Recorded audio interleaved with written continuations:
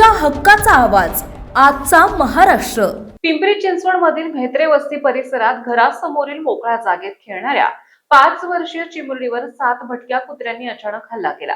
कुत्र्यांनी चिमुरडीला चहूबाजूंनी घेरून खाली पाडत चावा घेतला। स्थानिक नागरिकांनी तत्काळ धाव घेतल्याने चिमुरडीचे प्राण वाचले। हल्ल्यात गंभीर जखमी झालेल्या चिमुरडीवर रुग्णालयात उपचार करण्यात आले असून सध्या तिला घरी आणण्यात आले आहे। या घटनेचा धक्कादायक सीसीटीव्ही फुटेज समोर आले आहे। परिसरातील नागरिकांमध्ये संताप असून महापालिकेने मोकाट आणि हिंसक भटक्या कुत्र्यांचा तातडीने बंदोबस्त करावा अशी मागणी होत आहे।